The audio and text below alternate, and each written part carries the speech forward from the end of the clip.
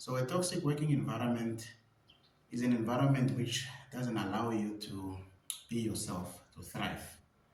For example, there are some organizations that do not allow you to practice your religion freely, be it if you are a Christian or if you are a Muslim. Let me give you an example of Seventh-day Adventist. So Seventh-day Adventists go to church on the Sabbath, or for those that are non-Seventh-day Adventists, it is known as Saturday. So now let's say you are a Seventh-day Adventist and then you ask now your employer to give you some off time on that day, but they decide that no, for whatever reason, they are not going to let you go. So this becomes now a question of, do I choose my job or do I choose now my workplace? And in most cases, the workplace is going to win because you'll be thinking that no, this is where now I get my bread and butter from. So now your faith is suffering as a result. Then for Muslims, their faith says, for example, they are supposed to have beards as men now. Now your job says you must shave. Now you have to choose now, do I shave my beard as a result now of my work, or do I now leave the bread and then go and look for a job where I can be able to practice my religion freely?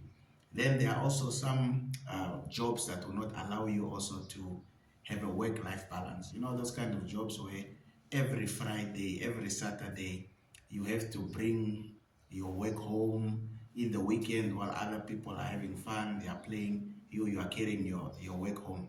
So this is very toxic. Or not even just in the weekend, maybe even in the weekday, every day. You have to maybe come and mark papers at home. You have to come and type reports because the report is due the next day. So this also counts as also a toxic working environment. So what are the effects of working in a toxic working environment?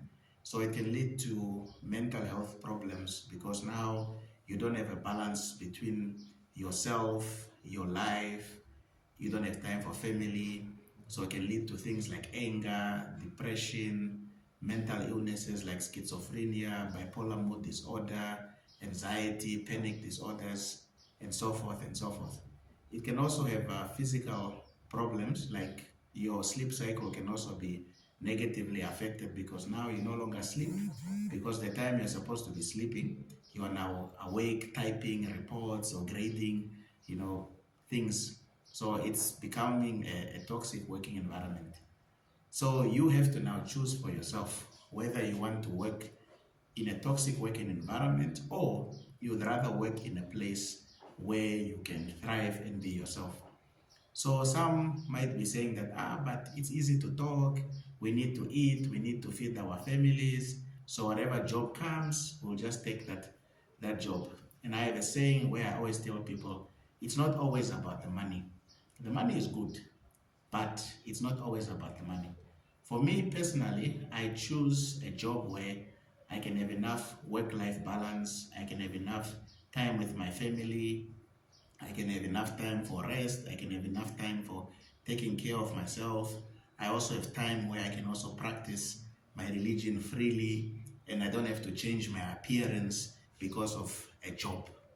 The moment a job tries to compromise who I am, I'm not going to take that because I have to reach self-actualization, and the job is not always going to be there.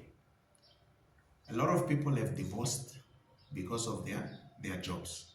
A lot of people have broken homes because of their jobs. They are workaholics, they come home, they don't have time for their spouse, they also equally don't have time also for their children, leading to very severe problems. Tomorrow your kids will hate you. Tomorrow you'll be single and alone, but because of a job.